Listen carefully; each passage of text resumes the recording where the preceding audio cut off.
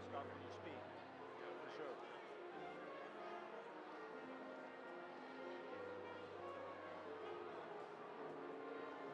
Okay, good morning, everyone.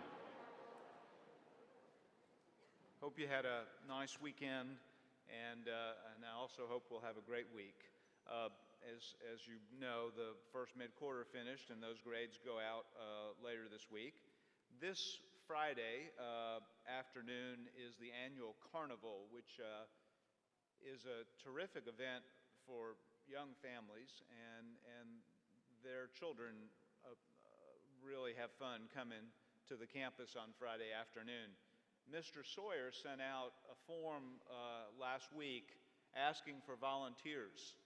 If you have an interest in helping him and the school and those young families this week, Friday afternoon, please respond to Mr. Sawyer so that he can get plenty of people to be available and make it a great afternoon on Friday. There should be a sign-up sheet in his email, and if you can't find that, just go ahead and see him or Miss Eskew and get that done. I thought I'd mention a little bit about COVID-19. We have a few more cases, nothing that is just terribly worrisome, but it's a little higher in number. On the other hand, we've inched up in the vaccination numbers, probably 73, 74% among the students. And if we get between 80 and 90, I was just talking with several people about this issue, we will evaluate the uses of the mask. So we're hoping that a number of you will consider that and that we'll move in that direction. I'm pleased this morning to start with some fun music. The Ellington Band is going to play a song called Back Home Again by James Hanley. It is the musical piece that Louis Armstrong and the All-Stars opened every performance with. So join me in welcoming our Ellington Band up behind me.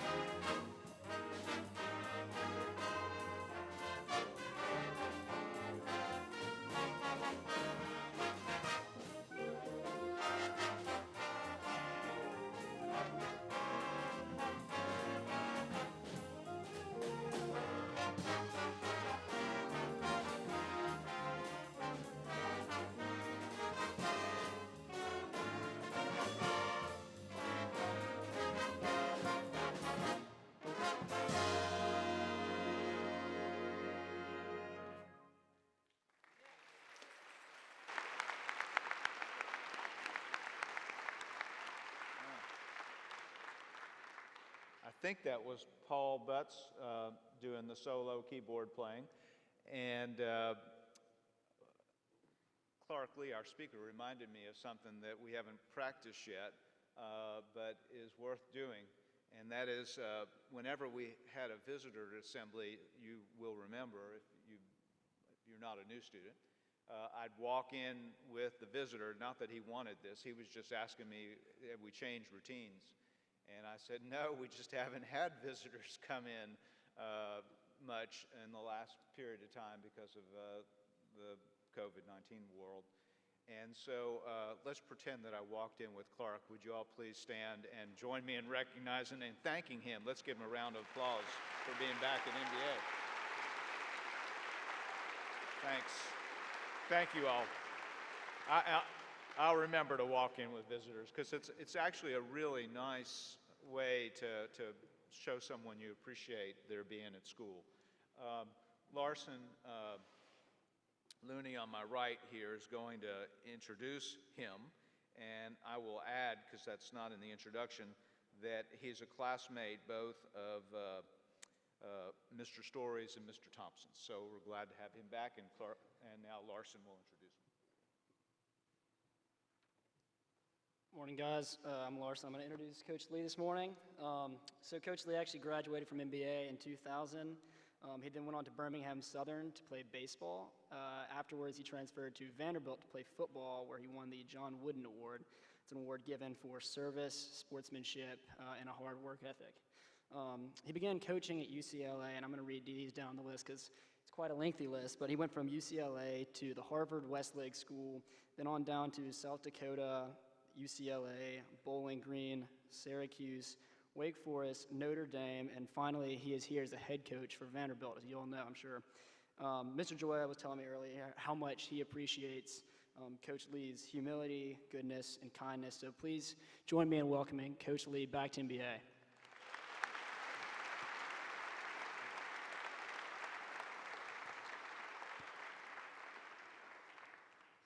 Well, thank you for that, and I'm a little embarrassed because I certainly wasn't intending for everyone to stand on my behalf. As I remembered it, it was a sign of respect to Mr. Joya, and a neat tradition, though, nonetheless.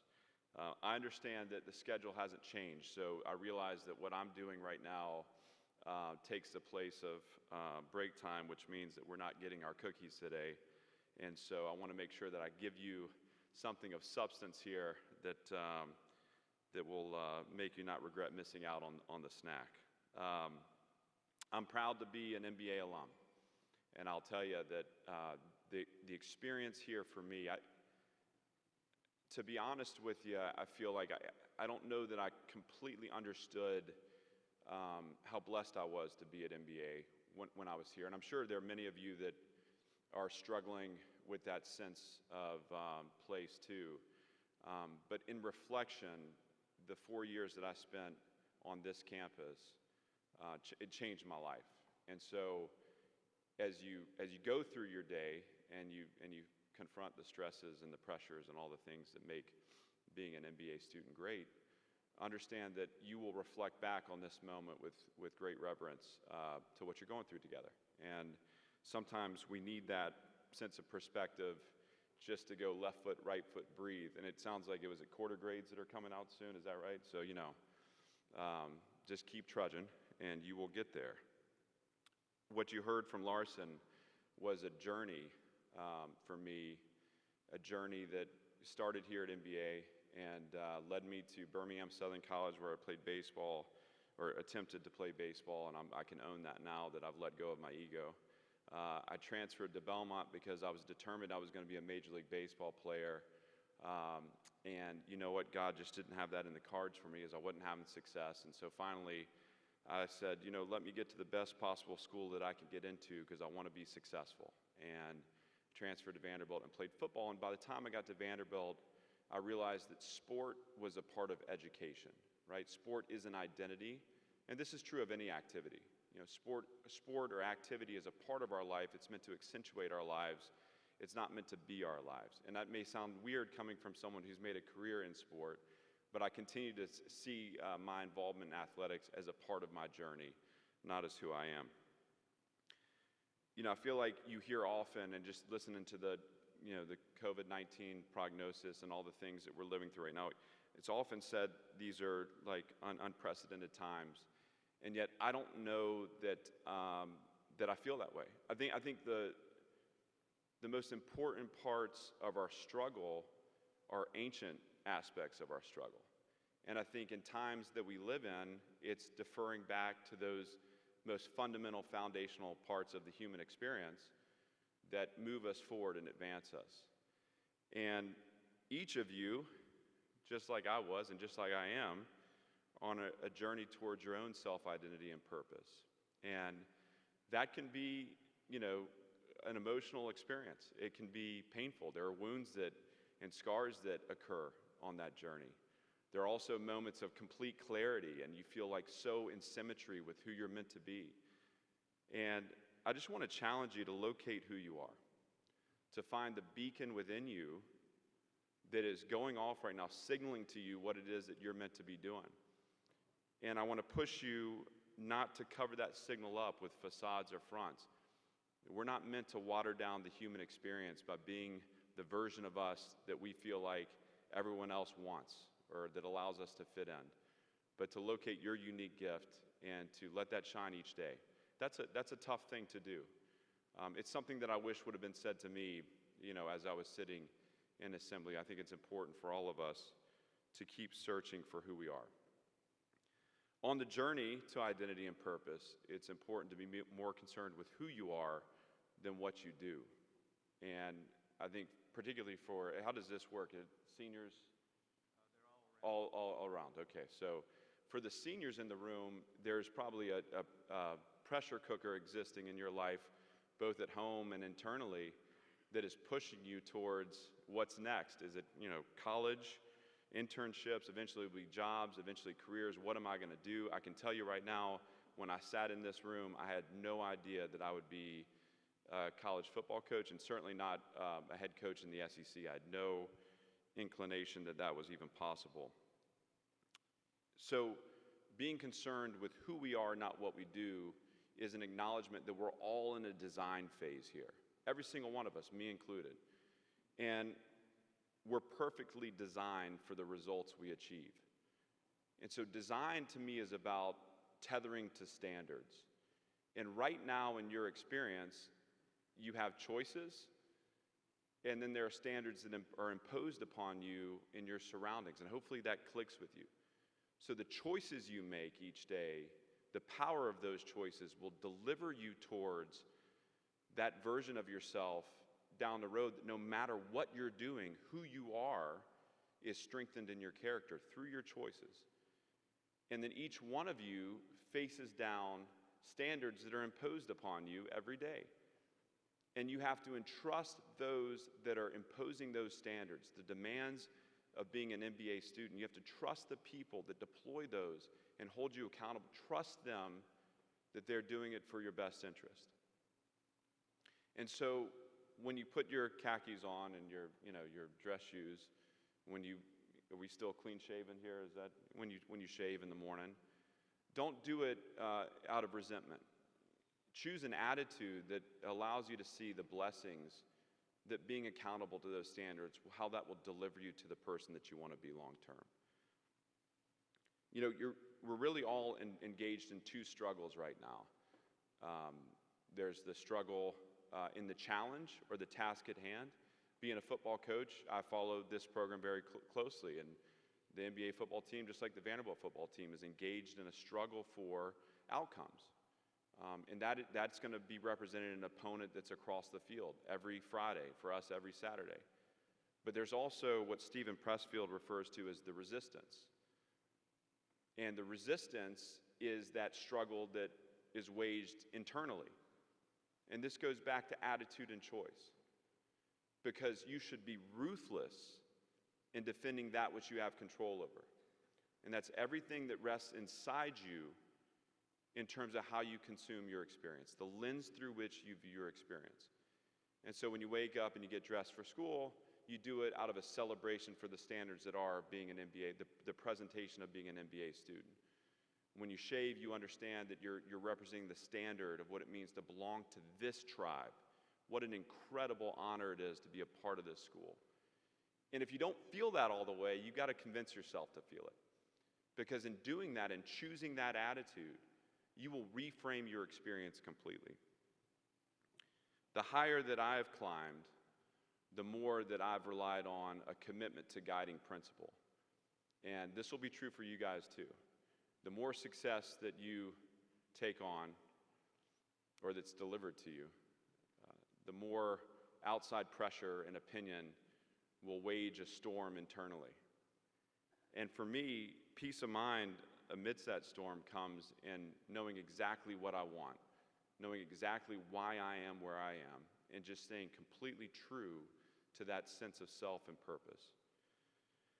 Finally, I want to leave you with two mantras that we use in our program, two that I think would be helpful to you, and two that I, in some way, would have appreciated hearing when I was in your seats too. The first is a statement.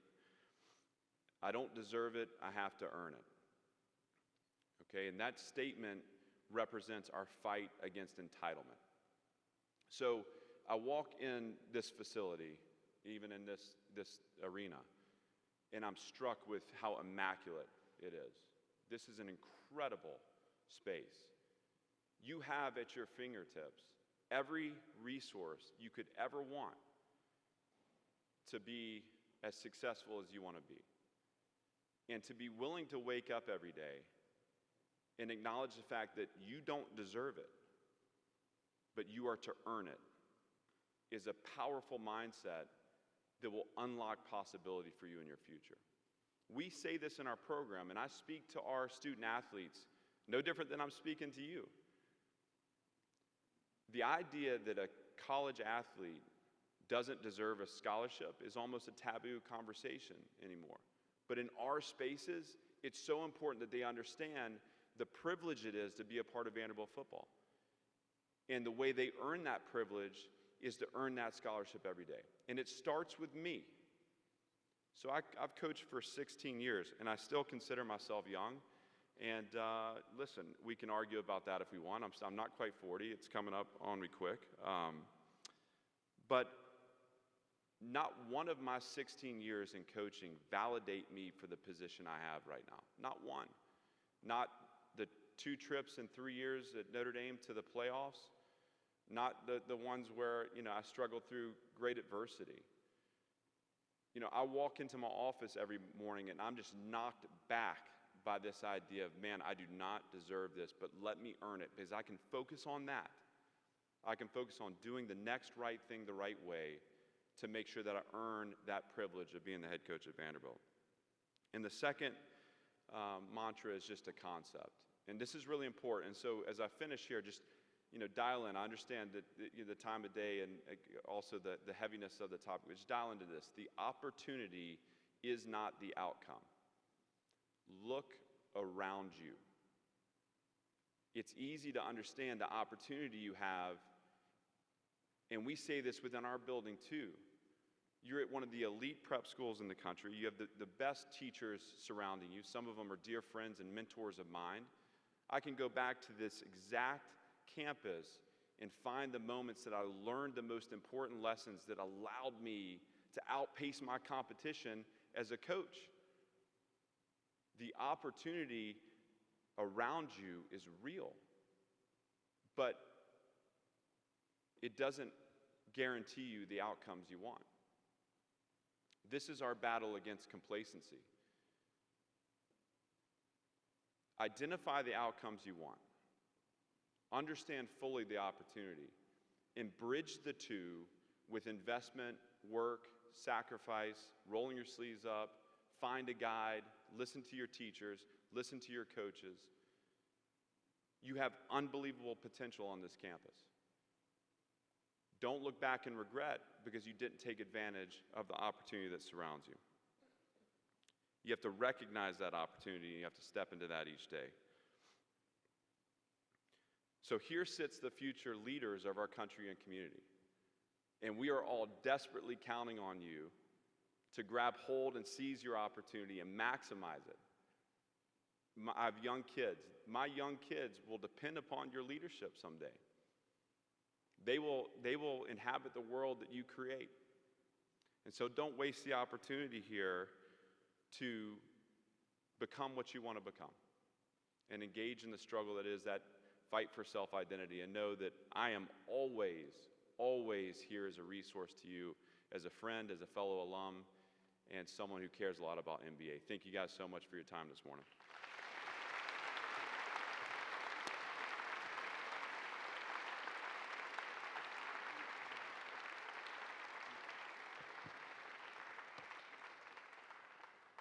I knew as soon as he walked in this morning, and I said, congratulations on the win, that his humility shined forth. I knew that when he transferred to Vanderbilt and he worked his way to getting that John Wooden Award, that he would go places. I knew when I talked to him out in California, when he was working at Harvard, Westlake, and UCLA, that this was someone who understood that he would have to work hard, and what he said today, he believes. So I appreciate you, Clark. I know you know that, I hope, and we're grateful for your being here this morning. We now are going to turn to a couple of announcements. First, Ms. Artisan and Jack Kim, and then Wiley, if you'd please come up and make those announcements.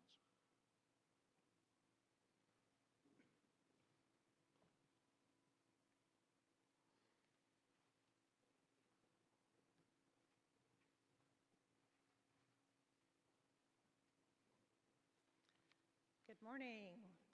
I know most of you have gotten to know me in the context of COVID, and I'm here to tell you that I'm really excited to be working on an event that's not related to COVID and that's focused on health and wellness.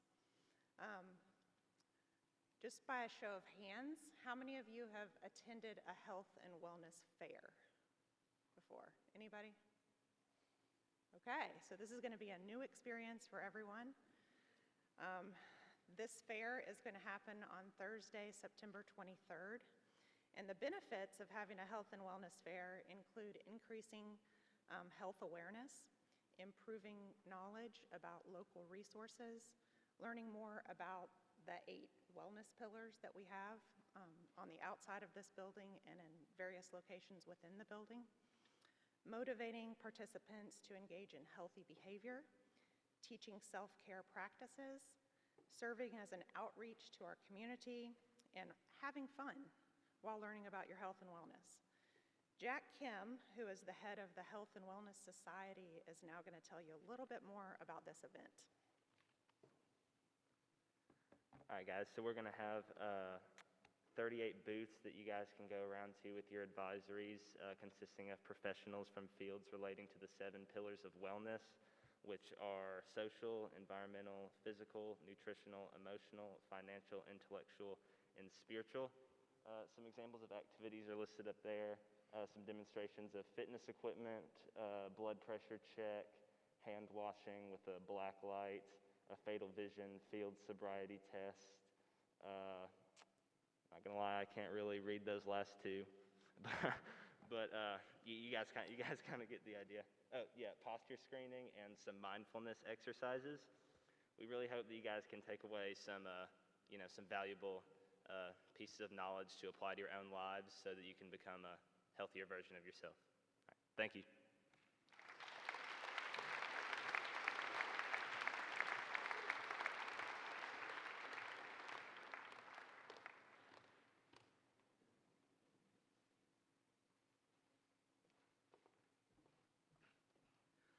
Hey guys, my name is Wiley Wainora and I'm here with Maxwell Raznicki, and we're here to announce the start of a Hispanic Culture Club.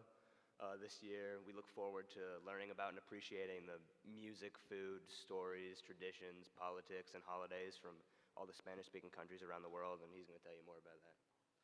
All right, so we're going to have our first informational meeting this Wednesday during break in Carter 21, which is Senior Peleki's room. And if you can't make it or have any questions, email either me or Wiley, and thanks.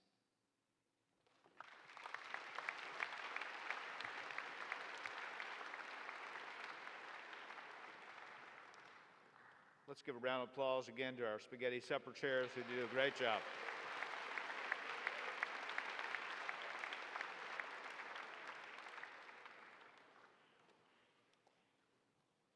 Good morning. We're back with exciting updates and announcements. We hope you've noticed all the posters around campus this past week. We want to recognize senior Jack Roberts. He is the artist for the posters and the stickers. Jack, please stand. Where's Jack? Oh, there you are. Yeah, okay. Over 300 of you participated in our Spaghetti Supper Challenge. Our Spaghetti Supper Challenge winner is Freddie Estrada. Freddie's guest, we'll celebrate Freddie.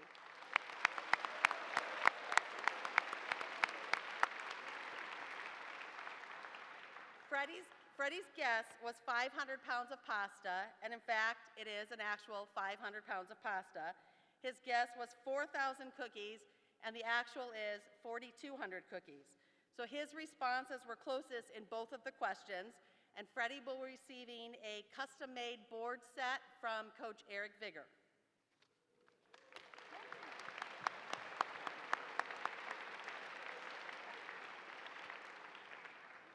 Okay, there's been a lot of questions about how to get to the Spaghetti Supper ticket sales website.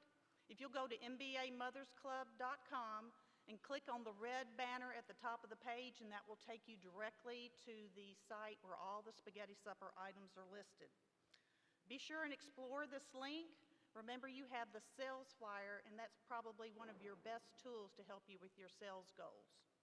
Remember, all boys must sell a minimum of 10 tickets, and prizes and incentives are based on dollar volume of sales. Starting tomorrow, homecoming t-shirts will be available for pickup and purchase in the dining hall lobby this week, Tuesday and Thursday.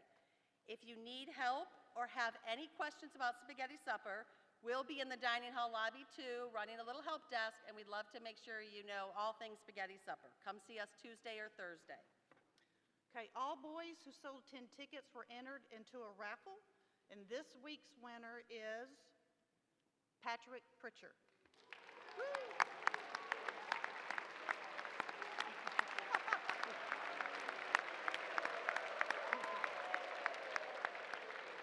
So Patrick, come see us after the assembly. Reminder on weekly prizes and incentives. 1 weekly prize max per student, but remember, all weekly names are still in the running for grand prizes. For purposes of the grand prizes and the top selling prizes, the cutoff will be Wednesday, September 29th at noon. Next week, the raffle will be for a junior school and for a high school student with the highest dollar volume of sales will be awarded a pair of AirPods Pro and various gift certificates to go with it. That's next week's raffle for the highest dollar volume of sales. Okay, we are giving fun prizes for participation to those boys that make sales. We appreciate all the sales that have gone on this past week. You are this week's winners, Ethan, Colin, Max, Sebastian, and Britton. So please drop by after assembly and get your envelopes.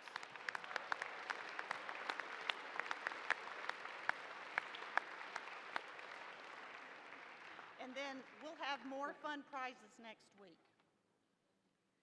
This week's incentives for advisory groups were drawn for a Christie cookie drawing. Advisors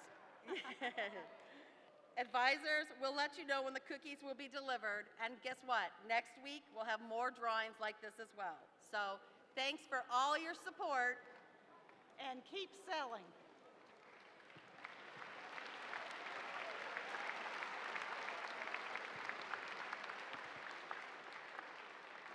So finally, some athletic results. JV cross country continue their winning ways by having a victory at Harlansdale course this past week. The varsity cross country team traveled to Bell Buckle and finished 4th of 7 teams. William Holloman, our #1 runner, finished 2nd overall and is closing in on the state best. In football, our 7th grade team had a fabulous game, coming back in the last part of the game with a turnover and then a touchdown run, beating CPA 20-14. Our 8th grade team defeated Farragut 30-7. 9th grade team defeated Lipscomb 34-20. And as we know, the varsity team lost a tough game this past Friday night to CPA.